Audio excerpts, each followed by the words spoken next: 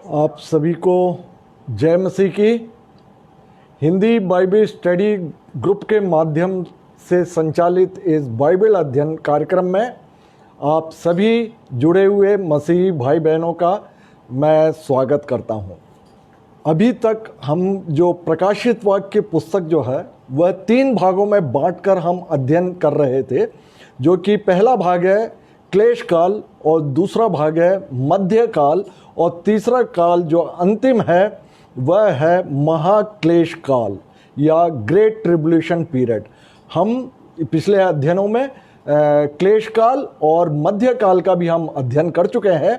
मध्य काल में हमने देखा था कि परमेश्वर ने 2 गवाहों को भेजा, अर्थात एलिया और मूसा को भेजा, और जिनके प्रचार के द्वारा जो यहूदी जाति उद्धार प्राप्त करती है, जिसे कि एक गर्भवती स्त्री के रूप में दर्शाया गया था। और हमने देखा था कि जब वो स्त्री जनने पर होती है, अर्थात यहूदी में से बहुत से यहूदी जब उद्धार प्राप्त करने को होते हैं, तब अजगर वह अर्थात शैतान जो है उसमें उसको सताने लगता है और उस उद्धार प्राप्त करने में अड़ंगा वह लगाता है। इसके बाद हमने देखा था कि जो कि क्लेश काल में है और महाक्लेश काल में है, जिसका कि अभी हम अध्ययन कर रहे हैं, उसमें हमने देखा था कि शैतान और विरुद्ध मसीह या एंटी क्राइस्ट और झूठा भविष्यद्वक्ता या फॉल्स प्रॉफिट को हमने देखा था कि एक साथ में कार्य करते हुए शैतान जो है अपना अधिकार वह पशु को अर्थात विरुद्ध मसीह को, एंटी क्राइस्ट को दे देता है, और इस एंटी क्राइस्ट के जो अधिकार के साथ में जो झूठा नबी होता है वह विभिन्न तरह के भरमाने वाले चिन्हों को दिखाकर वह कार्य करता है।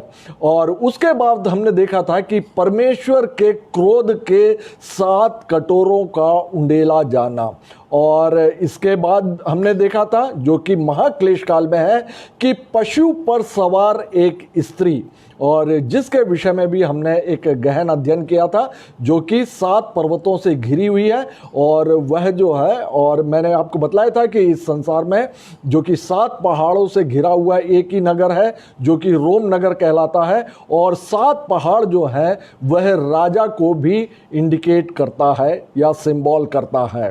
तो आज हम अध्ययन करने जा रहे हैं प्रकाशित वाक्य उसका 18वें अध्याय से। प्रकाशित वाक्य उसके 18वें अध्याय में हम देखते हैं कि महानगर बेबीलोन का पतन होता है या उसको पूर्णतः नष्ट कर दिया जाता है।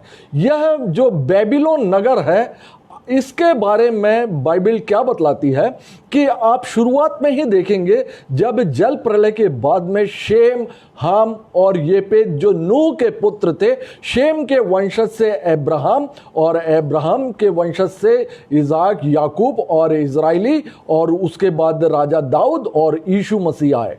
लेकिन जो हाम का वंशज जो था उसमें से निम्रोद आते हैं, और निम्रोद जो है वो बेबीलोन टावर बनाते हैं या बाबेल की मीनार बनाते हैं, और वह जो है बेबीलोन सिटी, शहर और नीनवे, कल ने इस प्रकार के कई नगर को बसाता है। और जो कि हम बाद में पाते हैं कि वहाँ पर जो कनानी जातियाँ जो है वो इन शहरों में रहने लगती है, जैसे कि हित्ती, एमोरी, गिरगाशी, इस प्रकार की। जब इजरायली लोग कनान देश में प्रवेश किए थे तब यही जातियाँ वहाँ पाई जाती थी, और जो कि हाम के वंशज थे। तो हाम के वंशज निम्रोद ने ही ये बेबीलोन नगर को बसाया था, और पूरे विश्व में मूर्ति पूजा की जो शुरुआत जो है वह निम्रोद ने ही की थी।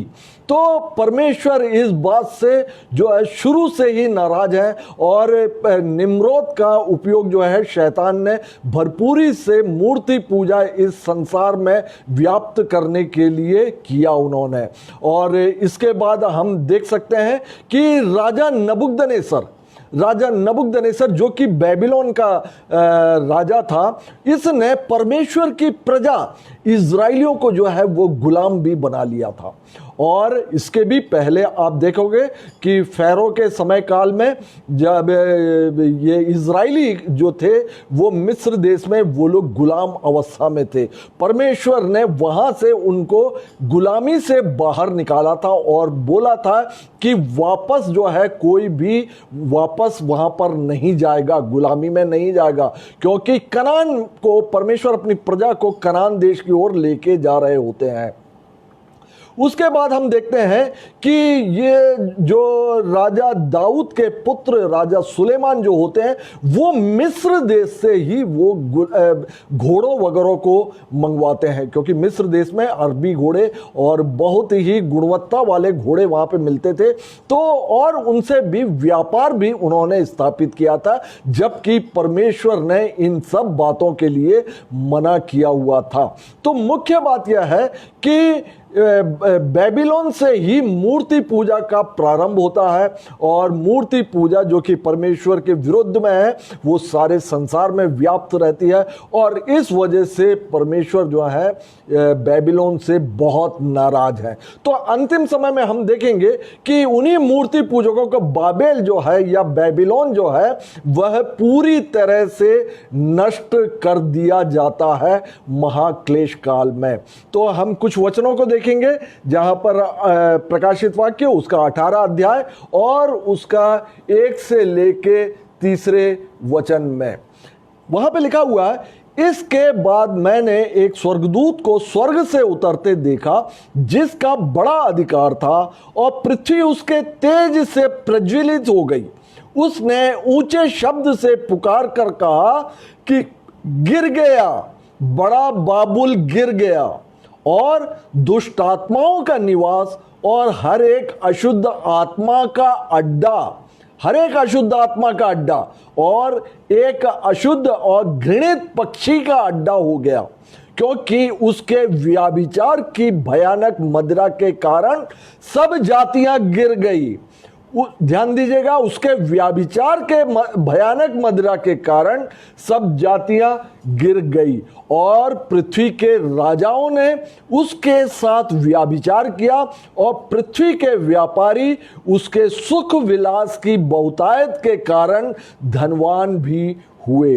तो मैंने आपको बतलाया था कि यही है जो कि वहाँ पे दुष्ट आत्माओं का जो निवास है और अशुद्ध आत्माओं का वो अड्डा है, और अशुद्ध और व्याभिचार वहां पर हुआ। व्याभिचार मैंने स्पेशली बतलाया कि मूर्ति पूजा को ही बाइबल में व्याभिचार कहा गया है, और लिखा है कि उसके व्याभिचार के भयानक मदिरा के कारण सब जातियां गिर गई, सब जातियां गिर गई।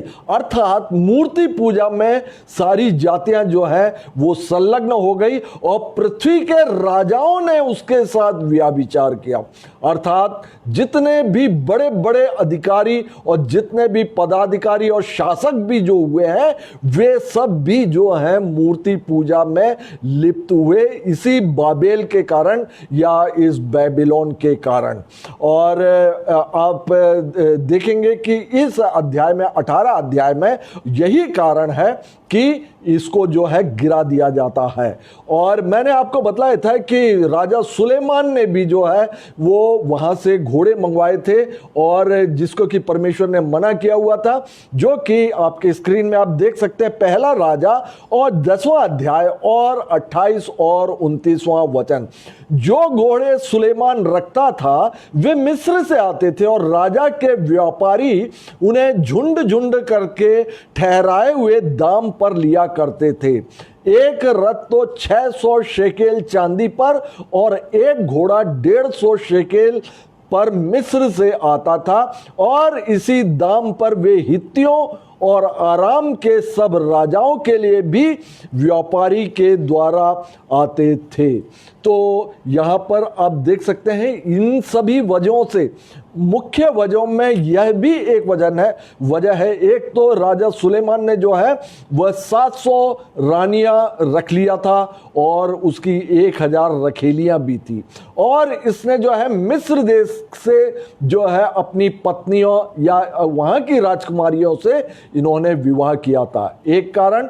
दूसरा यह था कि उसने धर्मशास्त्र का अध्ययन करना छोड़ दिया था, धर्मशास्त्र का अध्ययन करना छोड़ दिया था, दूसरी बात। तीसरी बात यह है, यह मिस्र देश से व्यापार किया करता था और हमने देखा भी कि वहां से वे अच्छे घोड़े मंगवाया करते थे और वहां से वो विलासतापूर्ण सामग्रियों को या अपने ऐशो आराम के वस्तुओं को, जो कि मिस्र में बहुतायत से मिलता था, उसको भी ये मंगवाया करता था। और हम यहाँ पे प्रकाशित वाक्य 18 अध्याय में देखेंगे कि वहां पर जो है अनेक प्रकार के इसी प्रकार के भव्यता वाले या विलासितापूर्ण चीजों का, बैंजनी वस्त्र, सोना चांदी, हीरे मोती और अनेक प्रकार के मसाले, और इन सब का भी वर्णन आप देखेंगे 18 अध्याय में पाया जाता है। इन सब के भी व्यापार हुआ करते थे और जिससे कि अन्य जो शासक हुए हैं वे अमीर हो जाते थे, वे धनवान हो जाते थे और वो विलासितापूर्ण बातों में वे पड़ जाया करते थे। तो मिस्र जो बेबीलोन जो है या मिस्र जो है, इसको गिराए जाने का मुख्य कारण यही था। और अब प्रकाशित वाक्य में आके आप देखेंगे कि उसको जो है वह गिरा दिया जाता है। और आगे हम अध्ययन में देखेंगे कि जो प्रकाशित वाक्य उसका 18 अध्याय और 8 से लेके 10वां वचन, इस कारण एक ही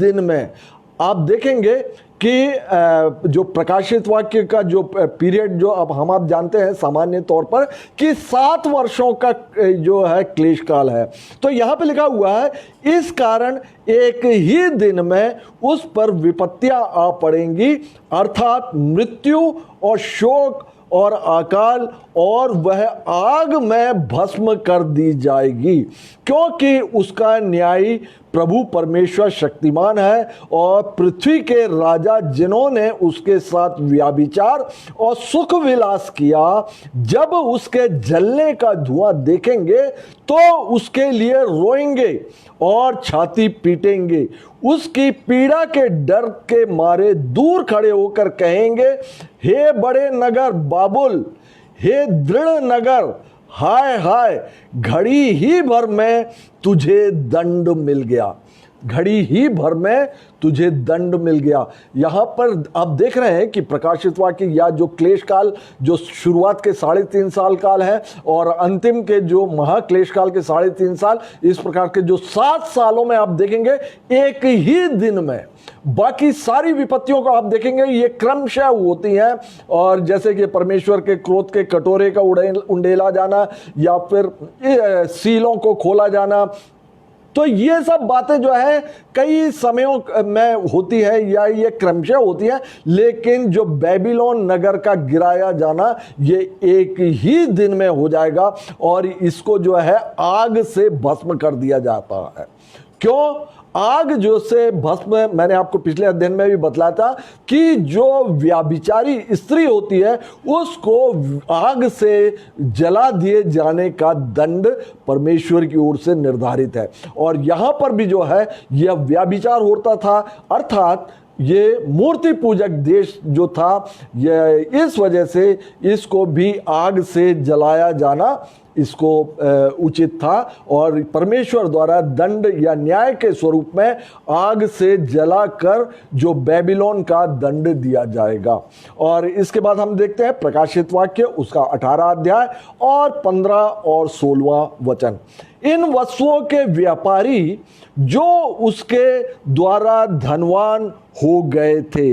आप 11 वचन से आप आगे देखेंगे कि वहां पे उन वस्तुओं के नाम लिखे हुए हैं। जैसे 12वां वचन में है कि सोना, चांदी, रत्न, मोती, मलमल, बैंजनी, रेशमी, किरमिजी कपड़े, हर प्रकार के सुगंधित काठ, लकड़ी, हाथी दांत के हर प्रकार की वस्तुएं, बहुमूल्य काठ, पीतल, लोहे, संगमरमर के सब भांति के पात्र, दालचीनी, मसाले, धूप, पत्र, तो इस प्रकार के लोबान, तो ये सभी जो थे वो वहां पे पाए जाते थे। और लिखा हुआ है इन वस्तुओं के व्यापारी जो उसके द्वारा धनवान हो गए थे, उसकी पीड़ा के डर के मारे दूर खड़े होंगे और रोते और कलपते हुए कहेंगे, हाय हाय, यह बड़ा नगर जो मलमल और बैंजनी और किरमिजी कपड़े पहने था, सोने और रत्नों मोतियों से सजा था, घड़ी ही भर में उसका ऐसा भारी नाश हो गया।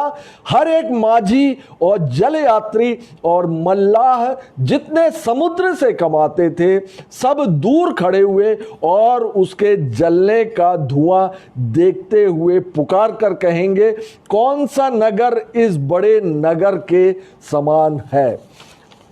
अब आप देखेंगे यहाँ पर पूरा आपका जलता हुआ जो बेबीलोन है वो यहाँ पर वर्णित किया गया है। और जो लोग उस धरती पर नहीं होंगे, अर्थात समुद्र में गए होंगे, जो मछली पकड़ने के लिए जो गए होंगे, वे लोग भी जो है समुद्र से इस बात को देखेंगे कि बहुत ऊंचा भट्टे के समान जो है वह धुआं उठ रहा है और अपने ही नगर को वो जलता हुआ देखेंगे। आगे हम आते हैं जो कि प्रकाशित वाक्य और उसका 18 अध्याय और उसका 19 और 20वां वचन। और अपने अपने सिरों पर धूल डालेंगे, सिरों पर धूल डालेंगे और रोते हुए और कलपते हुए चिल्ला चिल्ला कर कहेंगे कि हाय हाय, यह बड़ा नगर जिसकी संपत्ति के द्वारा समुद्र के सब जहाज वाले धनी हो गए थे, घड़ी ही भर में उजड़ गया। हे स्वर्ग, हे पवित्र लोगों और प्रेरितों और भविष्यद्वक्ताओं, उस पर आनंद करो, क्योंकि परमेश्वर ने न्याय करके उससे तुम्हारा पलटा लिया हुआ है। तो यहां पर एक शब्द आता है कि उन्होंने अपने सिरों पर धूल डालेंगे। सिर पर धूल डालना ये पश्चाताप को भी दिखाता है और वह दुख को भी सिंबल करता है। तो यहां पर हम देखेंगे कि भारी दुखी होकर और वे रोते और कलपते हुए और चिल्लाकर कहते हैं कि घड़ी ही भर में, बार बार ये बात दोहराई गई है कि एक ही दिन में, घड़ी ही भर में ये जो है वह बेबीलोन जो है नष्ट कर दिया जाता है और समुद्र के सब जहाज वाले इससे धनी हो गए थे। इसका अर्थ होता है कि जहाज के द्वारा जो यात्रा करके जो व्यापारी लोग अन्य देशों में व्यापार करके मुनाफा कमाते थे वे, और क्योंकि यहां पे मैंने अभी पढ़कर बतलाया कि बहुत सी वस्तुएं यहां पर पाई जाती थी, तो इनका व्यापार करके जो व्यापारियों के लिए यहां पर बोला गया कि वो जहाज, समुद्र के सब जहाज वाले धनी हो गए थे। तो इस प्रकार से, क्योंकि ये परमेश्वर की प्रजा नहीं थी और निम्रोद के समय से ही जो विश्व जो है मुख्यतः दो भागों में विभाजित हो गया था। एक तो शैतान प्रेरित मूर्ति पूजक और दूसरे परमेश्वर को मानने वाले जो कि मूर्ति पूजा नहीं करते हैं। तो जो परमेश्वर को मानने वाले जब परमेश्वर की बातें करते हैं तब ये शैतान प्रेरित मूर्ति पूजकों के समझ में नहीं आता और परमेश्वर के द्वारा भेजे हुए अनेक नबियों को इन्हीं मूर्ति पूजकों के द्वारा जो है मार दिया जाता था। और इस बात को यहाँ पर लिखा हुआ है अंत में कि हे स्वर्ग और हे पवित्र लोगों, प्रेरितों, भविष्यद्वक्ताओं, उस पर आनंद करो, इस बेबीलोन पर आनंद करो या इसके जलाए जाने पर आनंद करो, क्योंकि परमेश्वर ने न्याय करके उससे तुम्हारा पलटा लिया है। पलटा लिया है। तो इस प्रकार से 18 अध्याय यहाँ पर समाप्त होता है। हम बढ़ते हैं अब प्रकाशित वाक्य और उसका 19वां अध्याय और उसका 7 से लेके 9वां वचन। यहाँ पर यीशु मसीह मेमना अर्थात यीशु मसीह का विवाह का समय आज पहुंचा है। विवाह का समय यहाँ पर आप देखेंगे कि मेमने का विवाह का आ पहुंचा और उसकी पत्नी ने अपने आप को तैयार कर लिया है, अपने आप को तैयार कर लिया है और उसको शुद्ध और चमकदार महीन मलमल पहनने का अधिकार दिया गया। उस महीन मलमल का अर्थ पवित्र लोगों के धर्म के काम है। उसने मुझसे कहा, यह लिख कि धन्य वे हैं जो मेमने के विवाह के भोज में बुलाए गए हैं। फिर उसने मुझसे कहा कि ये वचन परमेश्वर के सत्य वचन है। अब आप देखेंगे कि जब यीशु मसीह का जो प्रथम आगमन या जो हुआ था, जिसमें कि प्रायश्चित बलिदान दिया गया था और बैतलहम में जब जन्म हुआ था, और वो 33 साल तक भी इस पृथ्वी पर रहे, लेकिन उन्होंने विवाह नहीं किया था, क्योंकि वो स्वर्गीय पिता की इच्छा से जो है विवाह भी जो है वह एक बार ही कुंवारा और कुंवारी स्त्री ब्याही जाती है।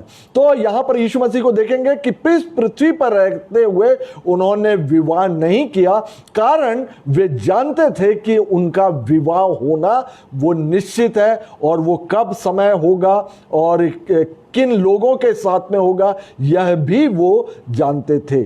और इस जो यीशु मसीह के विवाह जो है ये पवित्र कुंवारी से होगा, ये नया नियम बतलाते हैं, जिसमें कि ना झुर्री होगी ना दाग होगा। और यीशु मसीह का विवाह जो हैगा उसकी दुल्हन जो है, और हम आप जानते हैं कि वो कलीसिया ही है। और आगे हम इन बातों को पहला कुरिन्थियों और उसका 11 अध्याय और दूसरा और तीसरे वचन में प्रेरित पौलुस का लिखा हुआ हम पाते हैं, मैं तुम्हारे विषय में ईश्वरीय धुन लगाए रहता हूं, इसीलिए कि मैंने एक ही पुरुष से तुम्हारी बात लगाई है कि तुम्हें पवित्र कुंवारी की नाई मसीह को सौंप दूं। परंतु मैं डरता हूं, जैसे सांप ने अपनी चतुराई से हव्वा को बहकाया, वैसे ही तुम्हारे मन उस सिधाई और पवित्रता से जो मसीह के साथ होनी चाहिए कहीं भ्रष्ट ना किए जाएं। तो हम आप अक्सर सुनते हैं कि तुम्हारा विवाह जो है एक ही पुरुष से लगाया है, और वो जो है वह हमारा मसीह है। और ये जो कुंवारी कन्या है ये समस्त कलीसिया को, जो कि परमेश्वर की ओर से पवित्र की गई होगी और यीशु मसीह के लहू से धुली हुई होगी, वही जो है परमेश्वर की कलीसिया कहलाती है, और उसी से ही यीशु मसीह का विवाह होता है। जब सेकेंड कमिंग होगा, अर्थात जब बादलों पर दोबारा आगमन होगा यीशु मसीह का, तब कलीसिया उठा ली जाती है, लेकिन वहां पर उसका विवाह नहीं होता। एक प्रकार से हम आप कह सकते हैं कि वो जो है एक सगाई की रस्म है, वो जो कि यीशु मसीह के साथ में कलीसिया का उठा लिया जाना, और उसके बाद होता है क्लेश काल का प्रारंभ होता है। और ये मध्य काल के बाद में जब महाक्लेश काल के समय पे हम आप देख रहे हैं, जो कि प्रकाशित वाक्य और 19वें अध्याय में, कि कलीसिया का यहाँ पर विवाह होता है, या मेमने के साथ में यहाँ पर विवाह होता है। और आगे हम और वचनों को देखते हैं जो कि पाया जाता प्रकाशित वाक्य 19 अध्याय और उसका 11 से लेके 16वें वचन में। और इसके पहले मैं आपको बतलाना चाहूँगा कि वहाँ पे बहुत क्लियर लिखा हुआ है कि जो उन्होंने जो महीन मलमल पहना हुआ वो पवित्र लोगों के धर्म के काम है। तो और आगे यहाँ पर हम देखते हैं प्रकाशित वाक्य 19 अध्याय और उसका 11 से लेकर 16वें वचन में। फिर मैंने स्वर्ग को खुला हुआ देखा और देखता हूं कि एक श्वेत घोड़ा है, सफेद घोड़ा है और उस पर एक सवार है जो विश्वास योग्य और सत्य कहलाता है और वह धर्म के साथ न्याय और लड़ाई करता है। उसकी आंखें आग की ज्वाला है और उसके सिर पर बहुत से राजमुकुट हैं। उसके सिर पर बहुत से राजमुकुट है और उसका एक नाम लिखा है जिसको उसको छोड़ और कोई नहीं जानता। और अब आप इतनी सी ही बातों को मैं आगे आपके लिए पढ़ दूंगा कि यूहन्ना जब देख रहे हैं तब यूहन्ना ने देखा कि एक सफेद घोड़ा वो चला आ रहा है और उस पर एक व्यक्ति जो है वो सवारी कर रहा है, या एक सवार जो है वह बैठा हुआ है। वो सवार कैसा है? वो पहली बात है वह विश्वास योग्य है। वो यही जो है आपको समझने के लिए कि विश्वास योग्य और सत्य कौन है, जो कि वो सफेद घोड़े पर चला रहा है। तो आप सोचिएगा, लिखा हुआ है कि वह विश्वास योग्य और सत्य कहलाता है और वह धर्म के साथ न्याय और लड़ाई भी करता है। वो धर्म के साथ में वो न्याय करने वाला है। तो वो कौन होगा? उसकी आंखें ज्वाला की नाई हैं, ज्वाला की नाई उसकी आंखें हैं। अर्थात ये जो ज्वाला की नाई आंख होना अर्थात न्याय को दर्शाता है। अब जो है वह न्यायी हो गया है और उसके सिर पर बहुत से राजमुकुट है। एक राजा होता है, उसके सिर पर कितने मुकुट होते हैं? एक। कोई भी बड़ा सा बड़ा राजा होगा उसके सिर पर एक ही मुकुट होता है, लेकिन यहां पर जो सवार है जो कि सफेद घोड़े पर है उसके सिर पर बहुत से राजमुकुट है। अर्थात वो बहुत से राज्यों का वो राजा है। वो राजा जिसको कि हम एम्परर भी बोलते हैं। जैसे किंग जो होता है वो एक छोटे मोटे राज्य का राजा किंग कहलाता है या राजा कहलाता है, लेकिन जो सम्राट जो होता है वो बहुत से राज्यों का वो राजा होता है जिसको कि सम्राट बोलते हैं या इंग्लिश में उसको एम्परर बोलते हैं। तो यहां पर वह भी जो है एक ही मुकुट पहनता है, लेकिन यहां पर जो सवार है वह बहुत से मुकुट को पहना हुआ है। और आगे लिखा हुआ है कि उसका एक नाम लिखा है जिसे उसको छोड़ और कोई नहीं जानता। एक नाम लिखा हुआ है और वह लहू से छिड़का हुआ वस्त्र पहने हुआ है, लहू से छिड़का हुआ। और उसका नाम क्या है? उसका नाम है परमेश्वर का वचन। तो अब आप समझ गए होंगे कि परमेश्वर का वचन कौन है। वचन देहधारी हुआ और उसने मनुष्यों के बीच में डेरा किया, जैसे यूहन्ना ने बतला रहा। अर्थात यहां पर यह यीशु मसीह के बारे में वर्णन किया गया है, जिसके बारे में लिखा हुआ है कि वह विश्वास योग्य और सत्य है और वो न्यायी है धर्म से। और अब पहले जो है यीशु मसीह इस संसार में जब आए थे तो वो अनुग्रहकारी थे, वो अनुग्रहकारी थे और उन्होंने बहुतायत से यहाँ पर गरीबों पर और अंधों पर, कोढ़ियों पर दया भी दिखलाई। लेकिन अब जो है वो विजय प्राप्त करके अर्थात अपने प्रायश्चित बलिदान को पूर्ण करके वे अब जो है स्वर्ग में है और अब वो न्यायी परमेश्वर के रूप में है।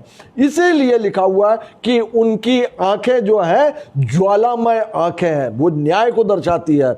और आगे लिखा हुआ है कि उसका लहू, उसका जो वस्त्र जो है वो लहू से छिड़का हुआ है।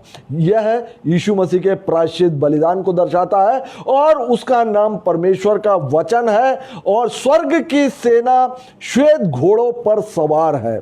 स्वर्ग की जो सेना है वो सफेद घोड़े पर सवार है, अर्थात जो स्वर्गदूत और जो उद्धार प्राप्त जो लोग हैं वो उस समय जो स्वर्ग की सेनाएं रहेंगी और सवार है। और श्वेत और शुद्ध मलमल पहने हुए उसके पीछे पीछे है। शुद्ध मलमल जो है हमने देखा कि धर्म के कार्य है ये, और जाति जाति को मारने के लिए उसके मुंह से एक चोखी तलवार निकलती है। उसके मुंह से एक चोखी तलवार निकलती है। और इस बात को आप देखेंगे कि मुंह से जो चौकी तलवार है, तलवार को जो है सामान्यतः हम जानते हैं कि यह परमेश्वर का वचन पाया जाता है। तलवार अर्थात परमेश्वर का वचन। लेकिन इस जगह पर आप देखेंगे कि दूसरा थिस्सलुनीकियों और उसका दूसरा अध्याय और उसका 8वां वचन आपके स्क्रीन में नहीं है, मैं जस्ट आपको लिए मैं कह देता हूं। तब वह अधर्मी, दूसरा थिस्सलुनीकियों और दूसरा अध्याय और उसका 8वां वचन, तब वह अधर्मी प्रकट होगा जिसे प्रभु यीशु अपने मुंह की फूंक से मार डालेंगे और अपने आगमन के तेज से भस्म कर देंगे।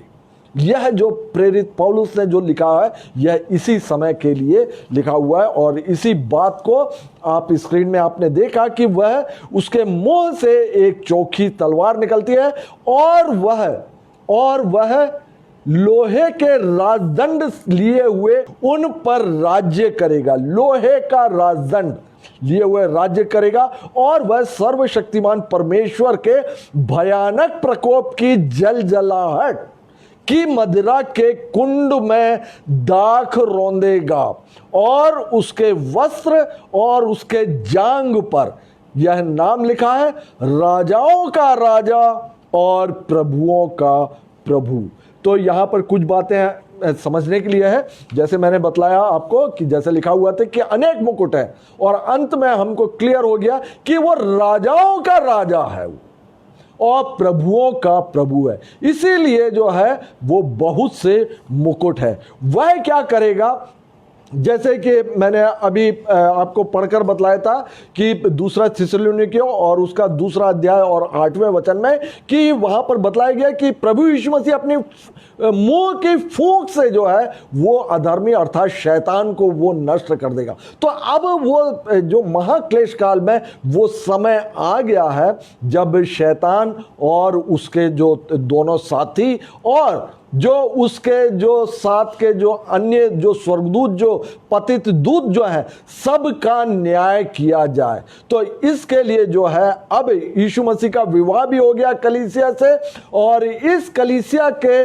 जो भोज में भी जो बुलाया जाता है, और इस कलीसिया में जो एक विशेष भोज के विषय में भी यहाँ पर बतलाया गया है, जिसका कि आप वहाँ पर मत्ती में भी आप दिया हुआ, मैं समय आने पर आपको और भी डिटेल में उसके बारे में बतला दूंगा। तो यहां पर जो आप देखेंगे कि वह लोहे का राजदंड लिए हुए वह राज्य करेगा।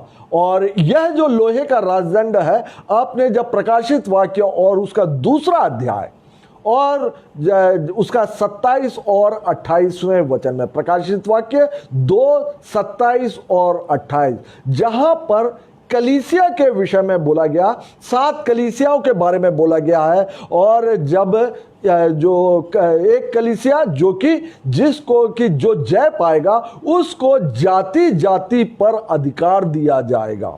जाति जाति पर जो कलीसिया को अधिकार देने वाली बात की गई है, तो वहीं पर प्रकाशित वाक्य उसका दूसरा अध्याय और उसका 27 और 28वें वचन में इस प्रकार से पाया जाता है कि वह लोहे का राजदंड लिए हुए उन पर राज्य करेगा और उनका कुम्हार के मिट्टी के बर्तन के समय चकनाचूर कर डालेगा। और ऐसा ही अधिकार अपने पिता से पाया है। यीशु मसीह का वचन है, ऐसा ही अधिकार मैंने पिता से पाया है और मैं ऐसा ही अधिकार उसको दूंगा। किसको? जो जय पाएगा। 7 प्रकार के जय पाने वालों के लिए वर्णन किया गया है, जो जाति जाति पर जिन पर अधिकार दिया जाएगा उनके लिए लिखा हुआ, वो जाति जाति के लोगों पर वो लोहे के राजदंड लेकर वो न्याय करेंगे। आप देखेंगे कि 2 प्रकार का राजदंड यहां पर हमने देखा है कि पहले हमने सोने का भी राजदंड देखा था जो कि राजाओं के पास होता था। मैंने आपको बतलाया हुआ पिछले अध्ययनों में कि आप एस्तेर का उदाहरण देखेंगे कि एस्तेर रानी जो जी थी तब क्षयर्ष राजा के सामने जब आई थी, तब क्षयर्ष राजा ने अपना सोने का राजदंड उसकी ओर बढ़ा दिया था।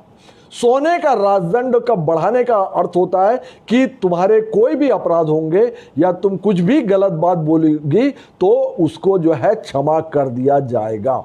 तो अर्थात सोने का राजदंड जो होता है वह दया को प्रतीक करता है, वो दया का राजदंड होता है। लेकिन लोहे का राजदंड जो होता है वो न्याय का राजदंड होता है। और यहां पर लोहे के राजदंड को लेकर यहां पर राज्य करने के बारे में जो कहा गया है उसका अर्थ होता है कि वो न्यायपूर्ण जो राज्य होगा वैसा ही राज्य किया जाएगा। और आगे हम देखते हैं कि यहां पर लिखा हुआ है कि वो अपने परमेश्वर की क्रोध की मंदिरा जलजलाहट की मदिरा के कुंड में दाख रौंदेगा। मैंने बतलाया था आपको, दाख जो है या दाख मधु जो है वो दाख स्पेशली वो या तो लहू को दिखाता है और दुष्टता को भी दिखाता है, वो दुष्टता को। तो यहां पर वह दुष्ट लोगों को भारी मार से मारने वाली बात यहां पर की गई है, जो कि लिखा हुआ है कि सर्वशक्तिमान परमेश्वर के भयानक प्रकोप की जलजलाहट की मदिरा के कुंड में दाख रौंदेगा। तो अब आप समझ गए हैं कि यहां पर जो दुष्ट लोग हैं उनको जो है नष्ट किए जाने की, जो कि परमेश्वर का अत्यंत जो कि 7 कटोरे जो उंडेले गए हैं उसके बाद जो अब और भी अभी अंतिम न्याय होना बाकी है। अभी न्याय नहीं हुआ है, अभी तो मात्र दंड दिए जा रहे हैं। दंड जो है वो दिए जा रहे हैं या उनको जो है उन पर जो है प्रताड़ना आ रही है, लेकिन अभी न्याय होना बाकी है। आगे हम अध्ययन में देखेंगे प्रकाशित वाक्य और उसका 19वां अध्याय और उसका 20वां वचन, जहां लिखा हुआ है वह पशु और उसके साथ वह झूठा भविष्यद्वक्ता पकड़ा गया और जिसने उसके सामने ऐसे चिन्ह दिखाए थे जिनके द्वारा उसने उनको भरमाया, जिन्होंने उस पशु की छाप ली थी और जो उसकी मूरत की पूजा करते थे, ये दोनों जीते जी उस आग की झील में जो गंधक से जलती है डाले गए। और हमने आपको बतलाया था कि यहाँ पर जो पशु जो है, 2 प्रकार के पशु जिनको कि हमको सिम्टम के अनुसार उनको हमको पहचानना पड़ता है कि इसमें एंटी क्राइस्ट या विरुद्ध मसीह कौन है और झूठा भविष्यद्वक्ता या फॉल्स प्रॉफिट कौन है। और जो फॉल्स प्रॉफिट वही है जो कि भरमाने वाली, जो चिन्हों को जो दिखाता है, जो चिन्हों को जो दिखाता है, जो भरमाता है, वह झूठा भविष्यद्वक्ता होता है। तो यहां पर जो है अब जो सबको दंड देने का समय आ रहा है और इसके बाद जो है न्यायी जो है न्याय आसन पर बैठेंगे, तब समस्त सृष्टि का, जो कि चाहे वो स्वर्ग की हो चाहे वो पृथ्वी की हो, समस्त सृष्टि का परमेश्वर न्याय करने आगे जा रहे हैं। लेकिन यहां पर लिखा हुआ है कि वह पशु और झूठा नबी दोनों पकड़े गए और उनको कहां डाला गया? आग और गंधक की जलती हुई झील में।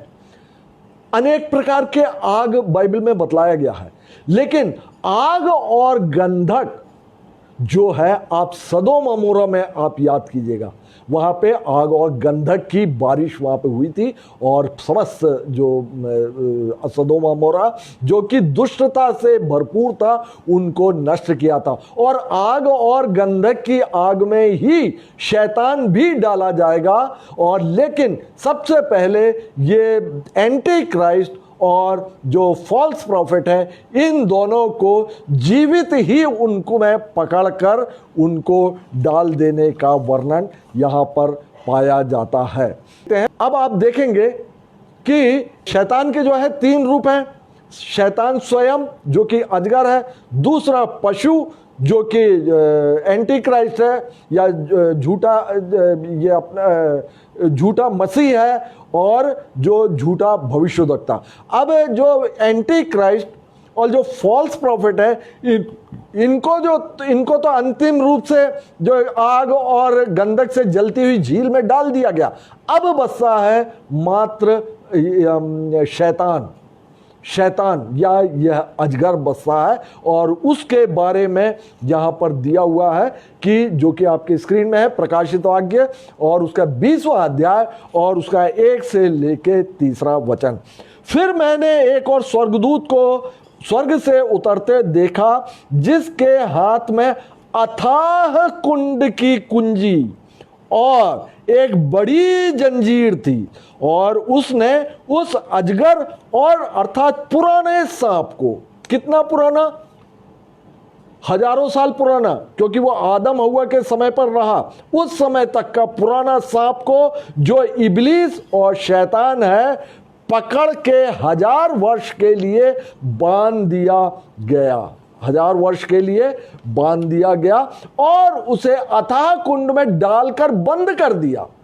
अथाह कुंड में डालकर बंद कर दिया और उस पर मोहर कर दी कि वह 1000 वर्ष के पूरे होने तक जाति जाति के लोगों को फिर ना भरमाए। इसके बाद अवश्य है कि थोड़ी देर के लिए वो फिर खोला जाए। तो आप यहां पर देख रहे हैं कि जो इनके जो शैतान के साथी, जो 2 साथी थे, उनको जो है अंतिम न्याय उनका हो चुका। लेकिन अभी ये जो शैतान जो है, जो कि मुख्य पात्र है और परमेश्वर का मुख्य विरोधी है, और जिसने कि परमेश्वर की सारी सृष्टि को, चाहे वो पृथ्वी हो और चाहे वो मनुष्य हो, सबको जो है, और चाहे वो स्वर्ग हो, क्योंकि स्वर्ग के स्वर्गदूतों को भी इसने बहका कर अपने में इसने 1/3 लिखा हुआ। प्रकाशित वाक्य पिछले दिनों में हमने देखा था कि जो स्वर्ग में स्थित 1/3 दूतों को भी इसने अपनी पूंछ से गिरा दिया था, या तारे लिखा हुआ, तारों को गिरा दिया था, अर्थात इसने स्वर्ग में स्थित 1/3 को भी अपने साथ में इसने भरमा के उनको भी जो है पतित दूत बना दिया था। तो ये जो है इसका भी न्याय होना बाकी है। तो यहां पर क्या होता है कि एक जंजीर से बांधकर उसको अथाह कुंड, बॉटमलेस पिट, जिसका कि बॉटम नहीं है, इतना गहरा है वो, वहां पर जो है इसको जंजीर से बांधकर 1000 साल के लिए अभी बंद किया जा रहा है। और लिखा हुआ है कि उसके बाद उसका फिर खोला जाना आवश्यक है। क्योंकि उसका न्याय होना अभी बाकी है। और इन 1000 सालों में हम आप देखते हैं कि जो 1000 वर्ष का शासन काल प्रारंभ होता है, तो वो किस प्रकार से होता है उसको भी हम देखेंगे। और आगे हम देखते हैं प्रकाशित वाक्य 20वां अध्याय और उसका 4था वचन। फिर मैंने सिंहासन देखे और उन पर लोग उन पर बैठ गए और उनको न्याय करने का अधिकार जो है वह दिया गया। ये जो लोग हैं, कौन लोग हैं जो कि सिंहासन पर बैठे हुए हैं, इसको आप दानियल नबी की पुस्तक और उसके 7वां अध्याय और 22वें वचन में आप पाएंगे। दानियल की पुस्तक, डैनियल चैप्टर 7 वर्स 22 आपकी स्क्रीन में नहीं है, मैं आपके लिए पढ़ दूंगा कि जब तक वह अति प्राचीन ना आया, जब तक वह अति प्राचीन, ये परमेश्वर के लिए बोला जाता, अति प्राचीन ना आया और परम प्रधान के पवित्र लोग न्यायी ना ठहरे और उन पवित्र लोगों के राज्याधिकारी होने का समय ना आ पहुंचा। इसके पहले जो है दानियल ने वर्णन किया हुआ, तो यहां पे लिखा हुआ है कि पवित्र लोग न्यायी ना ठहरे। तो यहां पर जो न्यायी जो है वो पवित्र लोग ही है, और उन पवित्र लोगों को जो कि राज्य का अधिकारी भी वे होने जा रहे हैं। और हमने देखा कि जो अनेक प्रकार के जो उद्धार प्राप्त, जो कि श्वेत वस्त्र पहने हुए, और ये एक प्रकार का पुनरुत्थित देह भी होगा, जो कि श्वेत वस्त्र पहने हुए, ये पुनरुत्थित देह भी है, और लेकिन वे पवित्र लोग हैं जो कि सिंहासन पर बैठे जाएंगे। बाइबल बतलाती है, आप पूरा कॉन्सेप्ट देखेंगे बाइबल का, कि बाइबल 4 प्रकार के न्याय बतलाती है। 4 प्रकार के न्याय के विषय में बाइबल बतलाती है। और पहला न्याय जो है वो हमारे और आपका ही होगा। इसके बाद जो है बाकी सृष्टि का न्याय होगा।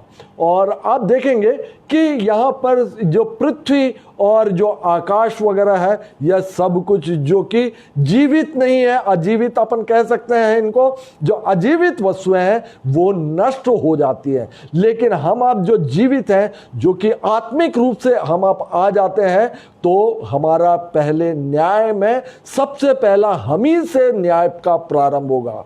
और इस बात को हम देखते हैं कि 4 प्रकार का न्याय, कि सबसे पहले मैंने आपको बतलाया कि यह मसीहों का न्याय होगा। तो इस बात को आप देख सकते हैं कि मसीहों का न्याय, पहला पत्रस और उसका 4था अध्याय और 17वां वचन, वहां पे लिखा हुआ, वह समय आ पहुंचा है कि पहले परमेश्वर के लोगों का न्याय किया जाए। सबसे पहले परमेश्वर के लोगों का न्याय किया जाएगा, और जबकि न्याय का आरंभ हम ही से होगा, तो उनका क्या अंत होगा जो परमेश्वर के सुसमाचार को नहीं मानते, अर्थात वे अधर्मी लोग या मुख्यतः मूर्ति पूजक लोग, उनका क्या होगा। और आगे लिखा हुआ है 2 कुरिन्थियों और उसका 5वां अध्याय और उसका 10वां वचन, अवश्य है कि हम सभी का हाल मसीह के न्याय आसन के सामने खुल जाए। हमारा आपका न्याय जो है वो यीशु मसीह करेंगे। वो उनका सीट को बीएमा सीट कहा जाता है, अर्थात मसीह का न्याय आसन, बीएमा सीट। तो लिखा हुआ है, अवश्य है कि हम सब का हाल मसीह के न्याय आसन के सामने खुल जाए, कि हर एक व्यक्ति अपने अपने भले और बुरे कामों का बदला जो उसने देह के द्वारा किया हो पाए। उसका जो देह के द्वारा किया हो पाए।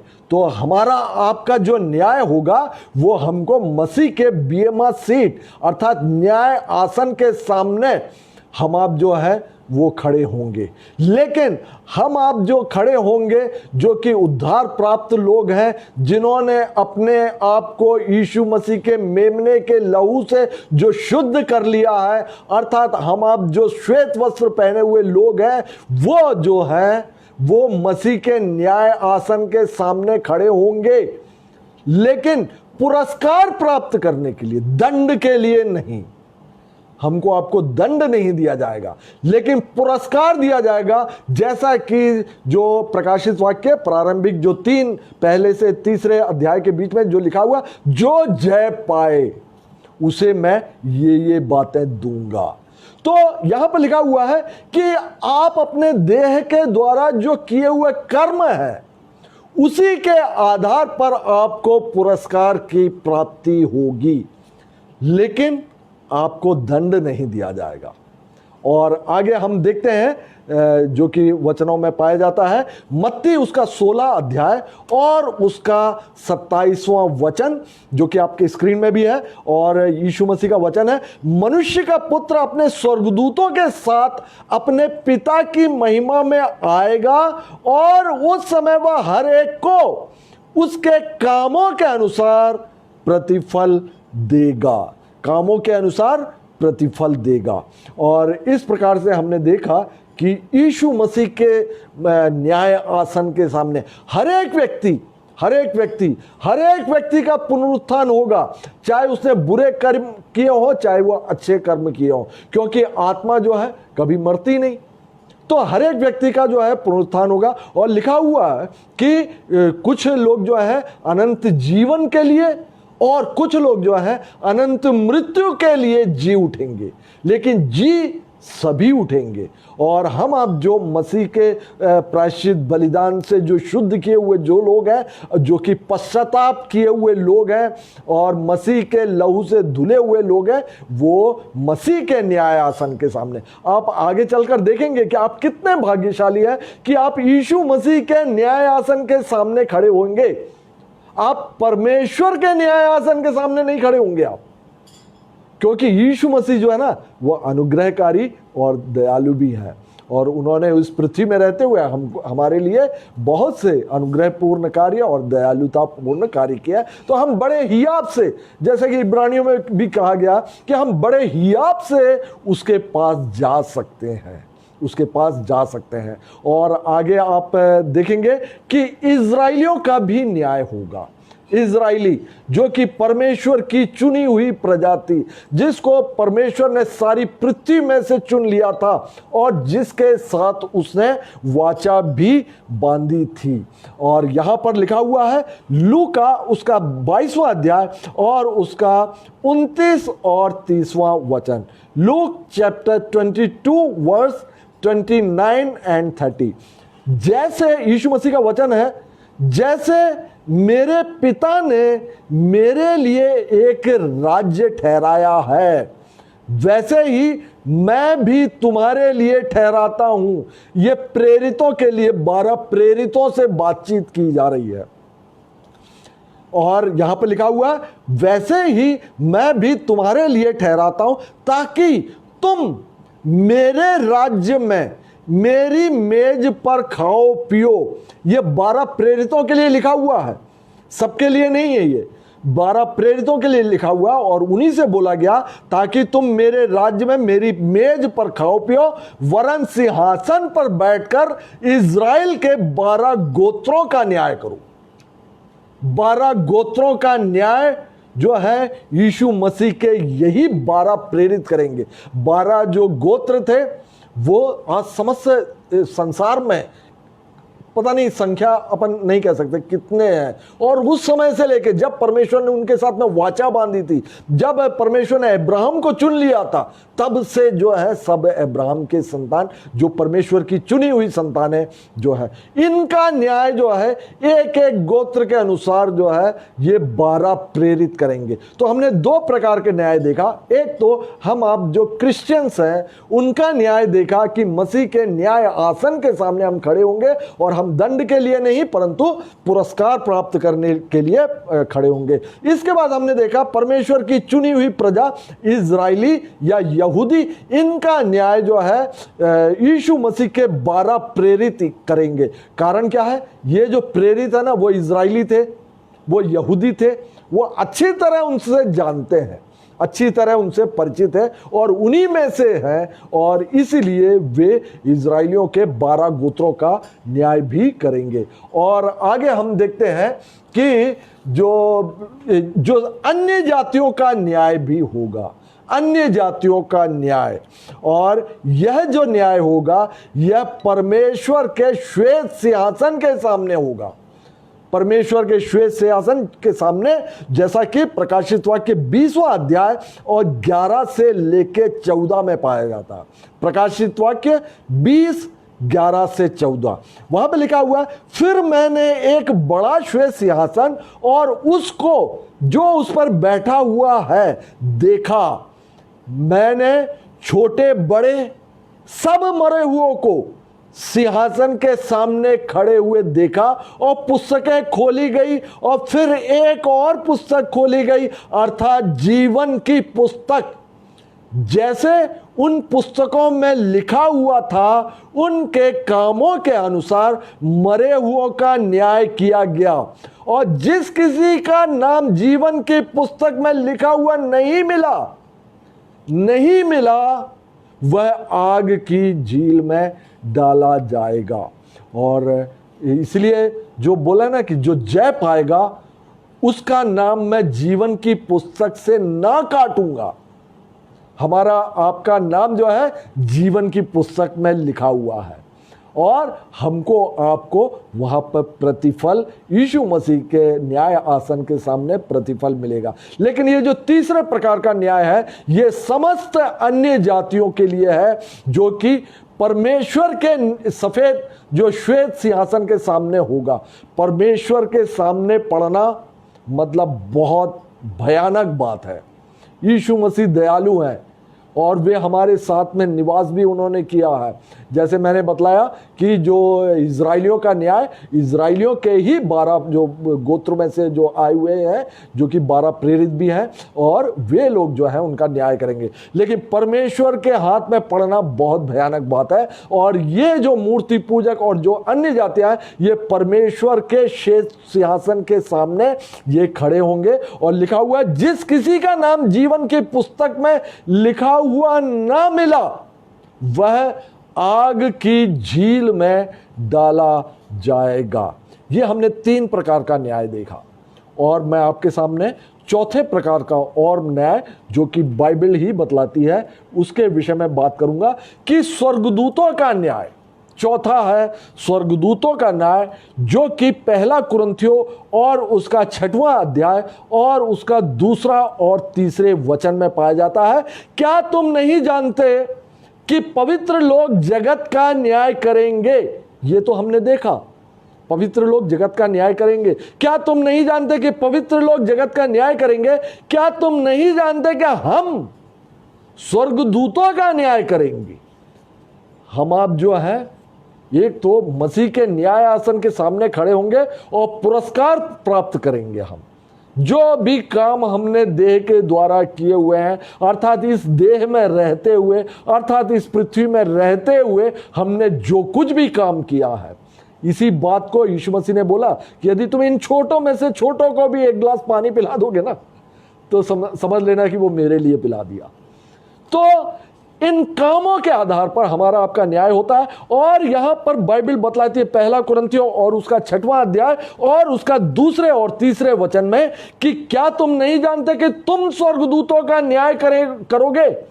हम स्वर्गदूतों का न्याय करेंगे। ये स्वर्गदूत कौन से स्वर्गदूत हैं? ये परमेश्वर के पास जो स्वर्ग में है, जो सदा तक जो हालेलुया हालेलुया जो बोलते रहते हैं, वे तो पवित्र स्वर्गदूत हैं।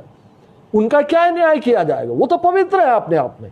लेकिन हम आप जानते, जो शैतान के साथ में जो गिरा दिए गए स्वर्गदूत थे, उनका न्याय होना बाकी है। इसके अलावा आप देखेंगे कि जल प्रलय के ठीक पहले जिन स्वर्गदूतों ने मनुष्य की पुत्रियों के साथ में जो सहवास किया और जिन जिनको चाहा उनको ब्याह लिया, वे स्वर्गदूत भी भ्रष्ट हैं। स्वर्गदूत होके मनुष्य के साथ उन्होंने सहवास किया हुआ, और वे आत्मिक प्राणी और हम आप जो है शारीरिक प्राणी। तो परमेश्वर जो है इनको भी भारी दंड देगा। लेकिन वो दंड निश्चित कौन करेगा? हम आप करेंगे। हम आप कब न्यायी ठहरेंगे मालूम है? आप इस बात को पहला कुरिन्थियों उसका 6वें अध्याय को आप पढ़ेंगे तो वहां पे पाएंगे कि 2 व्यक्तियों के बीच में झगड़ा हो रहा होता है, या 2 मसीही व्यक्तियों के बीच में झगड़ा हो रहा होता है। और तब वहां पर जो है प्रेरित पौलुस उनको बोलते, तुम यार इतनी सी बात का न्याय नहीं कर सकते हो? तुम नहीं जानते कि तुमको बहुत बड़े न्याय आसन के ऊपर बैठना है तुमको, और तुमको जो है स्वर्गदूतों का न्याय करना है, और तुम ये छोटी छोटी सी बातों का न्याय नहीं कर पाते हो। तुम किसी का भी पक्ष ले लेते हो, जो अच्छे अमीर आदमी है उनका पक्ष ले लिए, तुमने अपने रिलेटिव्स का पक्ष ले लिया कि नहीं नहीं हमारा रिलेटिव ये जो बोल रहा है वो सही है, और जो जिसको हम नहीं जानते वो जो बोल रहा है वो गलत है। हमको पक्षपात बिल्कुल नहीं करना, क्योंकि हम आप जो है वो है न्याय करने, हमको जो है न्याय करना होगा। 2 बच्चे हैं आपके, बड़ा बेटा छोटा बेटा है, आप इनके बीच में हमेशा न्याय रखें। आप हमेशा, बेटा और बेटी है हमेशा न्याय रखें। रिश्तेदार है और जिसको हम जानते तक नहीं है, लेकिन जो न्याय की बात है वही की जाए, और यही परमेश्वर जो है वो पसंद भी करता है। तो आज हमने इस प्रकार से जो 4 प्रकार के न्याय देखा, और यहाँ पर प्रकाशित वाक्य और 20वां अध्याय और 4थे वचन में हमने देखा कि फिर मैंने सिंहासन देखे और उन पर लोग बैठ गए और उनको न्याय करने का अधिकार दिया गया। तो ये पवित्र लोग हैं जो सिंहासनों पर बैठे। मैंने आपको बतलाया कि यीशु मसीह भी जो है वो हमारे आपका न्याय करेंगे, और हमको आप जो है वहाँ पे प्रतिफल दिया जाएगा। और इसके बाद जो है हमने देखा था कि इज़राइल के 12 गोत्रों के द्वारा जो है इज़राइल के सारे 12 गोत्रों का न्याय यीशु मसीह के 12 प्रेरितों के द्वारा किया जाएगा। और इसके बाद हमने देखा कि अन्य जातियों का न्याय जो है परमेश्वर के श्वेत सिंहासन के सामने किया जाएगा। और उसके बाद अंत में हमने देखा कि स्वर्गदूतों का न्याय, अर्थात उन पतित स्वर्गदूतों का न्याय जो है हमको आपको ठहराया गया कि हम उनका न्याय करें। तो हमको आपको यहीं पर पूरी सावधानी रखते हुए जो हमको सौंपे हुए काम है उसको जो है बड़े ईमानदारी से हमको करना चाहिए। तो आज का अध्ययन मैं यहाँ पर समाप्त करता हूँ और जो अगला जो अध्ययन होगा वो 21 और 22वें अध्याय, और इस प्रकार से हमारा प्रकाशित वाक्य पर अध्ययन जो है वो समाप्त हो जाएगा। और आज हमने 18, 19 और 20वें अध्याय पर अध्ययन किया और अगले बार हम 21 और 22वें अध्याय पर अध्ययन करेंगे। तो तब तक के लिए आप सभी सुरक्षित रहें और प्रभु का आनंद और यीशु मसीह की शांति आप सबों के मध्य जो है वास करता रहे। आमीन।